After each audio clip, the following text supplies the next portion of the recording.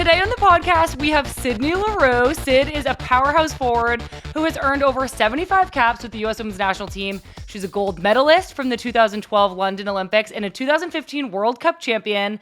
Sid currently plays for Angel City. She scored 7 goals this season. In her spare time, Sid co-hosts the hilarious show BFFR with Allie Riley. Sid, welcome to the Women's Game. Hello, thanks for having me. Thank you so much for being here. Okay, I was like, how do I introduce Sid? We go back so far. I know. We played on like a U20 team together in 2010. We went to UCLA together, which I don't feel like very many people Yes. know. I know.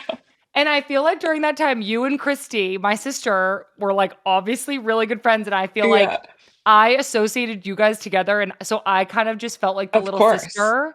You were. But you and Christy were like older and cooler and prettier and funnier. So I want to know, I what do know. you remember about like insecure teenage Sam?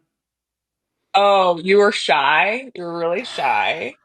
But like once you warmed up to people, you're hilarious, but you're very shy and you can be awkward in the beginning. Oh my God, I know. I really could. I was like really afraid. Yeah, I think you were scared. Yeah. I was. Well, It I was was playing new up. environment, Yeah. Yeah. Yeah.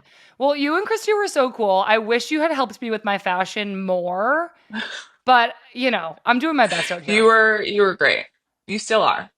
Oh, thank you, Sid. Well, before we really dive into some of these interview questions, I need to take a moment to rave about your goal from your last Angel City game. This was the off the chest volley from the top of the box that you just took with no doubts at all. And I want to know, can you just talk us through the goal? Like, what was going through your head as you decided to hit it and then watched it go in? Yeah, one of my teammates asked me that. She was like, "How did you even know where she was?" And I knew that I was central. I always try to keep myself in the width of the goal. I knew that I was central and it had come off a corner and was punched out. And then Giselle did some like absolute magic. And when she headed it, I'm like, "Oh, I think I can chest this, but I don't think I have time. So I'm gonna have to hit it like one time off the chest." And then I did, and then it was like, oh, cool. What was your first thought where you're like, that was sick? I didn't know and I didn't see it until we got in the locker room, and then I was like, that was pretty nice. Okay, I love that. That is one of those goals I feel like you'll remember, we'll all remember. It was really sick. Yeah, it's fun. I want to go way back to the beginning of the NWSL. You've Hmm. been playing in this league since the inaugural season in 2013, starting with the Boston Breakers. Boston Breakers, let's go. Let's go. I want to hear a little bit about those early years in the league. Like, what are some stories from 2013 in the early days that people or the young, this is what I love talking about, the young girls today would be like, you did that? Like, what? Okay. In 2013, I mean, we had just kind of started, it was the beginning of the league. And like rewind to the WPS because I don't think many people know this, but I was drafted first round, first pick in the WPS, and I was so excited and it was like such a dream come true. And then like 2 months later, the entire league the entire league folds. And I was like, sick. That's not the way that I saw it going. But anyways, we ended up getting a new league. And in the beginning, we were so worried about if it was gonna like succeed, if it was Yeah. gonna stay, if it was gonna keep going.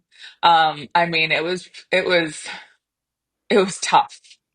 We were playing on high school field that had like every single sport on it with every single Football, line. lacrosse, field Yeah, hockey, soccer. exactly. And you had no idea, and they were all different color lines. You had no idea what was going on. And I mean, it was just wild. Like our travel was so awful. We never took like a direct flight No. because that was the most expensive. So if you were traveling from Portland back to Boston, you were taking 2 stops just to get to back to Boston. And it would also be on like Southwest. I didn't play in In the the league till middle of in the 2015. middle of the night. In the middle of the night, the flight's at 4 a.m. after you played a game at 8 p.m. And then Yeah, not only that, but you're on Southwest and you're like C56. So 100%. you literally are the You're at the worst seat on the toilet. plane. You're at the toilet. Right next to the toilet. Yeah. Well, we're going to get more into like how far the league has come and things that have changed over the years, but I always love starting with like the beginning. Like what Hmm. was it like when you first started playing? You've played for a bunch of different clubs in the NWSL. The Boston Yes. Breakers, Seattle Yes. Reign, Western New York Flash, shout out, FC Kansas City, Orlando Pride, and now Angel City. We might have to take Angel City out of this question because I want to know what was your favorite team to play for and why? I really loved Seattle. I really loved my time in Seattle. I felt like it's so close to home. I could just pop up and see my mom whenever I wanted. And I loved Orlando. To be honest, I never thought that I would leave. So once Angel City came into the picture, I'm like, okay, I'm going home. And there was like too much craziness going around Orlando that I had to get out. Yeah, wow. Well, I mean, city-wise, it sounds like Seattle was incredible. Obviously, you had like such a foundation in Orlando for a long time. I want to know if at what point did it feel difficult to move around a lot? And I want to like we're going to talk a lot about Cassius and Rue, your kids.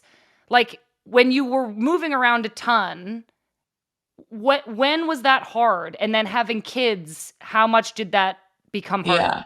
I think once I had Rue and it was like two kids and the chaos of that and the chaos of me having to take them everywhere, that was tough. So I luckily had Rue in Orlando, and then we were moving from like a house to another house.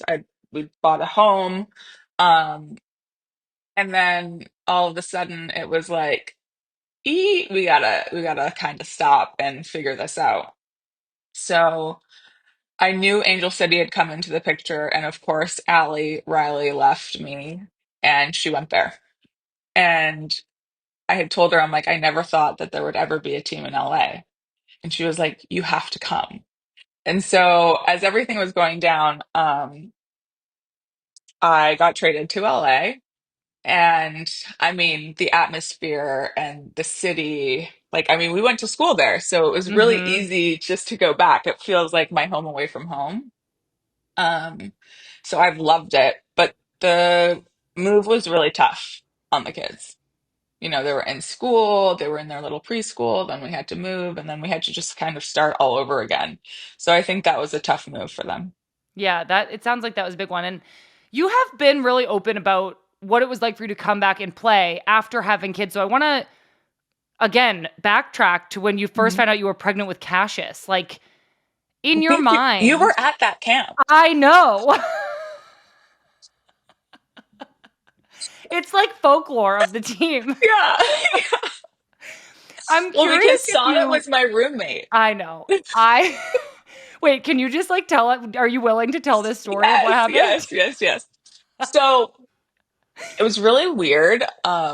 It was January camp, like kind In of getting what ready. year? 2016, right after the World Cup. So it was January camp, and I think like I hadn't gotten my period, but my skin was like breaking out. And someone came up to me and was like, "What's wrong with your skin?" Like usually, I'm not gonna lie, I've got nice skin. So when I was getting these crater zits on my face, I was like a little worried, like what is going on? So I just walked past Krieger. We were like walking across each other in the lobby, and I'm like, I'm just gonna go get a pregnancy test. And we were like laughing it off. Like, no way was I pregnant. I did not even think that for a minute. I don't even know what prompted me to get a pregnancy test, but like anytime I'm like a day late, that's what I do, Yeah, just because I'm terrified. understandable. So, so I went and I got it, and I just like peed on the stick, kind of left it there, didn't even think about it. And then I was like, oh, I forgot. And I go and I look at it in the bathroom and it says pregnant. And I'm like, what? No way. So I went and got a bunch more, tested, pregnant, pregnant, pregnant. And I'm like, what am I going to do about this? So what did you do? Like like all it this is what's so hard I think about this situation is you're so early that it's not like you tell the Exactly. coach. Exactly. So Yeah, what steps? What was it was next? tough. I I mean, I talked to Rich, my agent, and I told him, obviously, and he was like, "This is great. Like, this is great news. This is amazing for you." Congratulations. Yeah. And A I normal told my response. mom, I told my mom, and she was like, "Wow." She was like, "I honestly think that this like timing couldn't be more perfect for you." Soccer was like really stressful at the time, and I just had a lot going on. And then I found out that I was pregnant with Cassius, and I mean, he changed my life. And like, him and Rue are the best things that ever happened to me. And so, yeah, I told the coach that I was pregnant, and then I told you guys after the game, after our last game. At that camp. Yeah. Oh, I remember that. I do Yeah. remember that now. Yeah.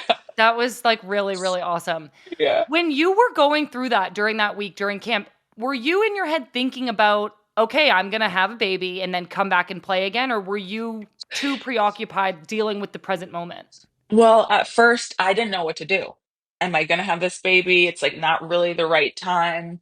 Like, I don't know. I was kind of like really thinking about what my life was going to look like. Um, and then I made the decision to like have this baby right in the middle of everything.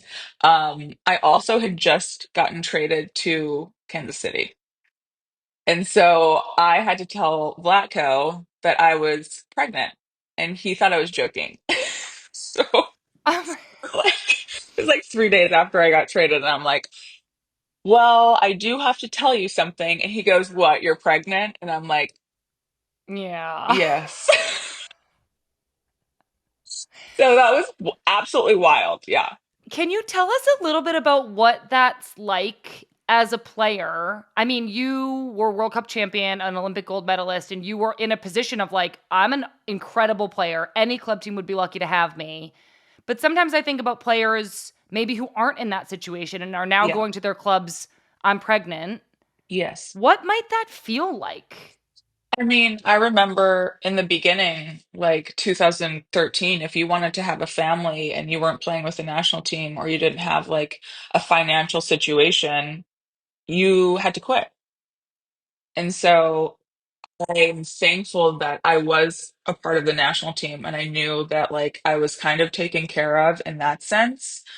But I think to this day, it is still very scary. But at the same time, it's like we give our entire life to this sport, and then we have to think about, oh, when is the right time to have a baby? Because now I'm, 31, 32, and like, what does that look like? What if I want to come back? Hmm. The older you get, I think the harder it is. So, yeah, I still think it's scary. Yeah. Hmm. With the new CBA right now, players have to consent to trades within the league. And I want to ask you a little bit about this. Like right before you found out you were pregnant, you had been traded to Kansas City. I don't know if that was what you wanted or not, but with this new CBA for parents in the league, what does this stability or this kind of it's a little bit more predictable. What does that add to your life like knowing that you're not just going to randomly have to move somewhere else tomorrow? I think that it's really, really nice and it feels calm. I feel like since I was 14 years old, I've been living out of a suitcase, just traveling around. And now that like I have a family, we feel like this is home base.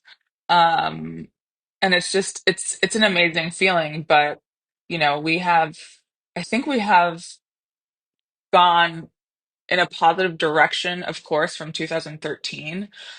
But I think that there's a long way to go.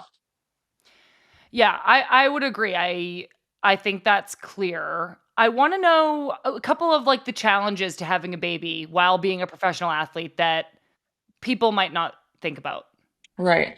I mean, we're women. So men can have a baby and then they're still playing this entire time. And usually their wives or, their parents are taking care of the kids and there's like no question. I think with female athletes, it's really hard because your body is your work, but you're also having a child and that takes a lot of time away from the game. Then you're trying to come back, and there's all of these questions like, can I still be who I was? That was my biggest question to myself. Can I still be like what I was? And like, I didn't know. And then you start like feeling more and more like yourself, but there's always like this little doubt, can I still be what I was? Just because you've taken so long away from the game, like so much time away from the game that it does question. Even like a long injury, like Mm-hmm. can I be what I was? And I think that's the same for pregnancy. But it is a very different situation than what you would normally see in professional athletes, just because obviously we're women and we have to carry. Yeah. Would you say that the physical aspect of like getting your body back where it needs to be was the hardest part, or is it that little bit of doubt in your mind, like that emotional, mental part? Which is harder? I think both. Um, Obviously, for me, I feel like my body had always looked a certain way, and then I got pregnant, and then I had Cassius, and I was like, okay, I thought it was just like gonna go right back, and it took a lot of work. Plus, I was breastfeeding for so long, so that was tough. Like that's why the kids had to come with me everywhere because I was breastfeeding. So, um, in between halftime, they would bring Rue down, and I would have to breastfeed her at halftime because she never took a bottle. It was tough. It was really tough. What is that? I didn't know that, and that's Hmm. so interesting to me. What is that like for you in the moment, breastfeeding in the locker room, knowing you have to go back out on the field and train? Was it just like, yeah, this is Yeah, it's fun. Like, I guess got to do it? I think you just do it. Everyone's like, "Oh, how do you balance that?" And I'm like, "You just do." And like, it's not always perfect. It's not always going to look perfect. But you figure it out, and you always figure it out. You said that their progress has been made since 2013, and it has. Obviously, there is still lots of room to grow.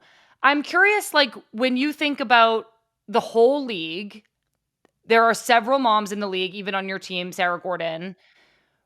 When you're traveling, when you're going to training, what are some things that the league can help with to make being a professional athlete and a mom more sustainable, easier, better Yeah. for you?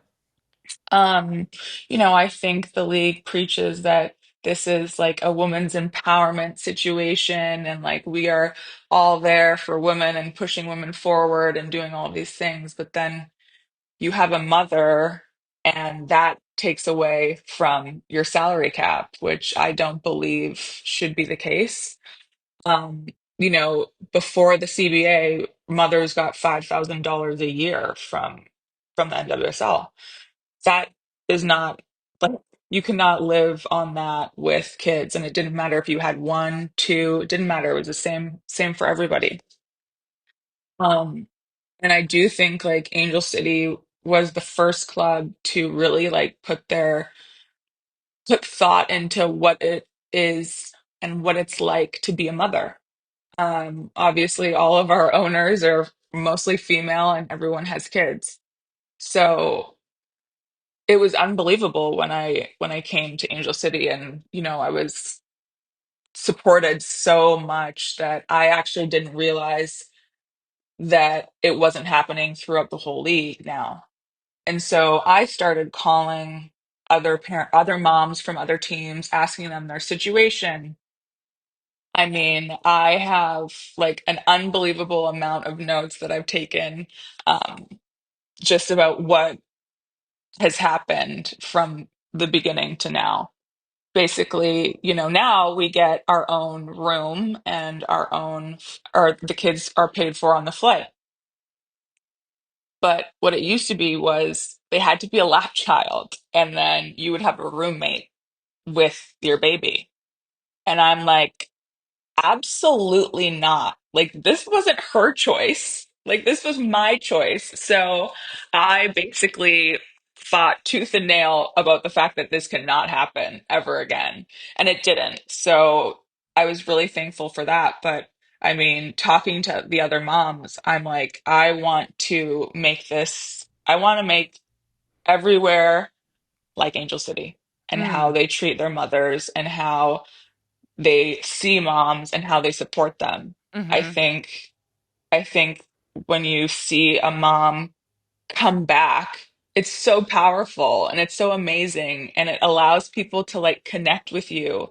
You know, I've never connected with mothers the way that I do now. And I think that it's such an amazing thing that I have. And I think that mothers should be supported and celebrated everywhere.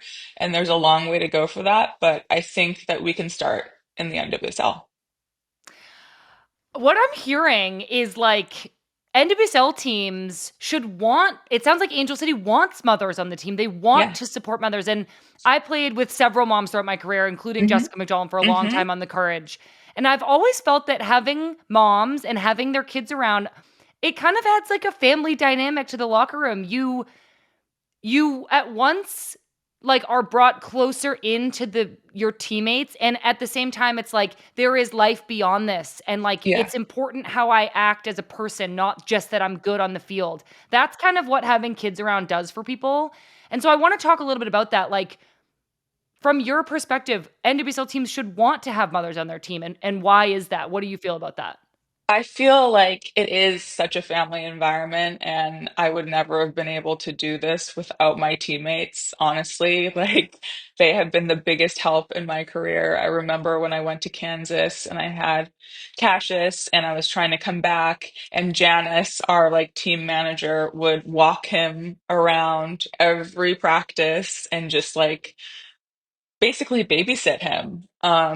Also because I was still breastfeeding and I couldn't just like leave with a nanny until he got a little older. But if it wasn't for these people that really just stepped up and helped me, I wouldn't be where I am today. So I have to thank all of my teammates and my friends and my family and like the staff. Everyone is really helpful, and I think that that's the way it should be. I don't, it's tough because obviously we got hit with the 3-point deduction. And there were a lot of things that went into that, but the one major thing was childcare. And I kind of think it's a little bit like, it's a little bit kind of it's like discrimination for sure. Because if you have a player who does not have a child and you have a player who does, you're going to choose the person who doesn't have a child because it's not going to hit your salary cap. So I think that that's a little unfair. Um, but I think we're working towards that, and hopefully in the off season we can get a better policy for sure. I hope so too. I think I need to educate myself more about this, but I would love to help be an advocate with this platform in whatever way I can. I know that you've battled through injury the last couple of years as well, and I saw somewhere that you said people don't talk enough about how lonely it is to be injured. So I wanted to ask about your recent injury, what it was like for you and what it was like for your kids to see you go through that and then come back. Yeah, I felt like the kids really, brought me through this. And I mean, when I came back in my first game and I scored and Cassius was crying, like watching me, I'm like, this is because of them. They like kept me in it. I would be practicing with Cassius out in the backyard, like on my scooter, like just to feel something. So yeah, it is lonely because not on purpose, but you're kind of forgotten about because you're not a part of the team and you have to kind Hmm. of do your own thing separately. And it's no one's fault. That's just how it happens because you have to take care of the players who are going to play, while also figuring out how you're going to take care of the players who can't. So that was really tough. And I'd never had a serious injury before. So that was a lot of work for me to get through. And I thought that it was just going to be like my pregnancy. I knew that I could push my body, and this was something that I really couldn't push. So I really had to wait. And I didn't know what that waiting period would look like. It sounds like, yes, injury is isolating. Your kids helped you through it. And then Hmm. it also sounds like I remember the video of Cassius crying. Like I feel like Hmm. it struck a chord with everybody because Yeah. it's such a beautiful moment and it's so clear how much your kids love watching you play. So I think I want to know like what example are you trying to set for them and kind of like what role does soccer play in your family? I I try to be the best role model that I can, and I will mess it up sometimes, of course, but I think that I want to show them that they can always chase their dreams no matter what happens, no matter what kind of setbacks. I also like hope that every mom can see that, that like they can continue if that's what they want to do. And we just need to support them a little bit more. And that's in every single Yeah. like community, So yeah, I actually didn't care if my kids ever played soccer. That wasn't a big deal to me. I just wanted them to be passionate about something. I think that that's really important. And so Cassius, his passion was soccer. Rue, no. She she does not care. And I love that about her. I think it's like amazing that she doesn't feel this like urge and push to be like her mom. She's definitely not. And I love that about her, that she is her own person. And I love that Cassius fell in love with it on his own and on his own time. I think that that was a beautiful, like being able to see his relationship grow with soccer was like so beautiful. That's incredible. I'm so grateful that you shared all of this with us about your family and your experience. Um, I'm also so glad that you are somebody who is pushing for conditions and standards in the league to improve for moms. I think the whole league is better off for having you in this position. I do want to pivot just a little bit. We just have some fun, shorter questions now. I need to know about Merritt. Merritt Mathias just had her retirement celebration the other night at Angel City game. I know you and Merritt are really close friends. Mhm. What has it been like to go through these last few weeks with her and celebrate her career? She kind of knew, and she was telling me like a little bit like this, I think that this might be it. And I'm like, no, it's not. No, it's not. And she was like, no, I'm serious. Like I think I'm gonna retire. And like the way that I see Merritt, and I'm sure the way that you see Merritt is always like she was gonna play forever and she was just gonna be able to do exactly what she's always done. And she had a tough couple years with injuries and then finding out she has diabetes, and just like seeing her work through that process was unbelievable, and having her around the team, just like she lights up our locker room all the time. You know how she is. I know. And Just yeah. like bursting into tears at random moments. Like I literally could burst into Yes. tears thinking about her. But Merritt Yeah. is just like an emotional bubble Yes. of love. She loves Yeah. everybody so much. She does. Yeah, and I mean Angel City was better, have like better for her, and better like we feel so honored that we get a chance to play with Merritt Mathias. And I've been playing against her or with her since we were 14 years old. So you think that this is going to last forever, and I it can know. make me emotional. Yeah, she's the best. And I think we're like coming to terms with it's getting close. We're almost there. We're almost at the end. And so seeing that happen in real time, I'm like, oh shit. Like It's it's coming. almost time for me too. It's coming. It's like, yeah. And so just being able to celebrate her, we had a huge party for her after the game, and we honestly just celebrated her. We dressed like her, heading to the game, and we just had so much fun. And I hope and I know that she felt how much people love her. Good. I'm really glad to Hmm. hear that. I hope you can give her a big hug for me. Okay. I I need will. to ask about BFFR. I asked Allie Riley about it a couple weeks ago. I want to know a little bit like what goes Uh, into making an episode? Like, are you doing planning ahead of time? I am not the planner. Like everything, everything is Allie's doing. Like I put this entire show with Allie. Like sometimes I'll have like a little, oh, we could do this. And she'll be like, yeah, we can do that. And Okay, I'll be Sid. like, yes. Like, but she's just been absolutely amazing. And, it wouldn't be BFFR without her. So it's just been so much fun, and it's gotten so popular that we're like, what? Like, it's just happened so quickly. But it's really fun and we have a good time with it. And it's just been a blast. Well, that's just what I was gonna say is, like, it's fun to watch because you guys are so clearly having fun making it, and that's, Yeah. I think, the key to, like, good content like that. What's been your favorite episode so far? I loved our first episode because it was just like icks about men on the bus heading to training. What do we hate? Like, I love that. And then the Q&As are really fun.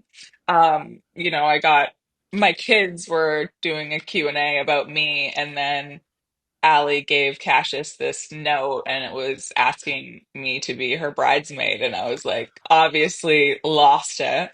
Oh, So that was an amazing episode. And then what did we I do? mean, the Icks pregame about ourselves Euro is funny too. Oh, the I Euro. the pregame Euro, like, folklore as it's, like, been weaved into the like, it's so funny.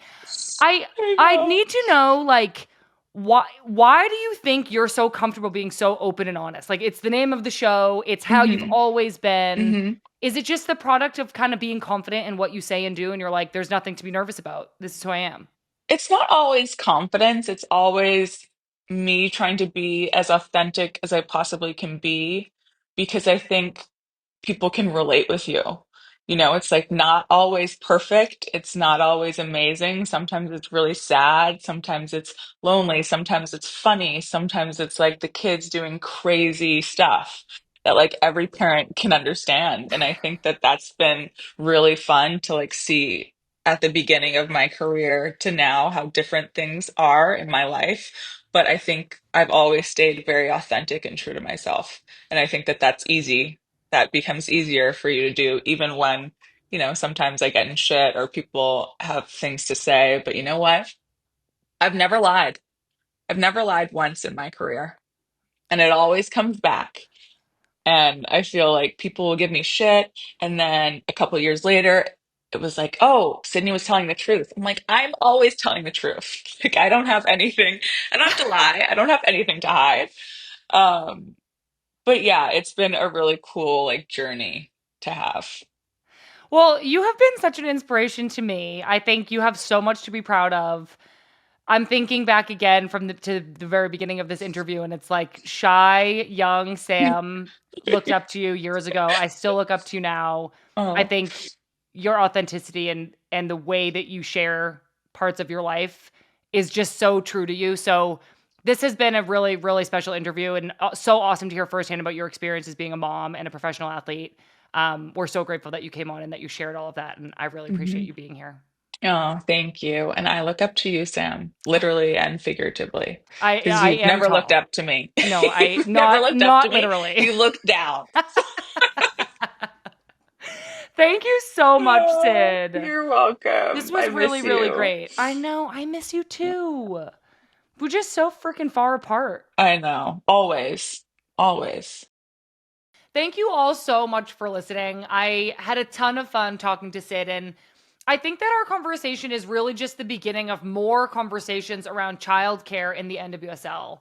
I was so honored that Sid was willing to share her experiences and thoughts on how to make the NWSL a better place for moms.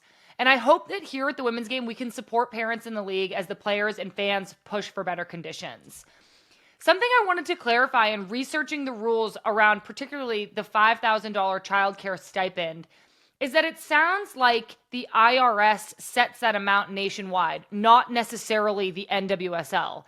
And this particular issue is part of a larger government issue that here in the United States, our government doesn't subsidize childcare at the rate it does in some other countries. As Sid describes in this interview, a lot of progress has been made for mothers in the league, but there is still such a long way to go. Sid has been a major advocate in making these changes. Salary cap is a big one. It's important to have a salary cap that enables clubs to support mothers with more income. And her point about the lack of support being discriminatory is absolutely right. It is on the employer, in this case, the NWSL, to make sure that mothers are supported in the way they need to be. If we value having mothers in the league the way we like to think we do, then there needs to be work done to figure out how to navigate the situation. Again, I'm so grateful to Sid for coming on and talking to us about this. I think that there is so much room to grow, and I'm really, really grateful that somebody like Sid is leading the conversations around this. Don't forget, you can follow along with us on social media at Women's Game MIB on Instagram, Twitter, TikTok, and Threads. Please subscribe to our newsletter. All the news about women's football gets delivered straight to your inbox every Monday. And please send me an email, ask me a question, respond to something you heard on the podcast, or just say hello. Send me an email at womensgamemib@menandblazers.com. And one more reminder to get your tickets for the Women's Game live show in Kansas City, Night of 1,000 Stars, presented by Ally. The link is on our social media. We will see you NWSL Championship weekend, Thursday, November 21st at the Madrid Theater in Kansas City. Thank you all so much again for being here. We'll see you soon.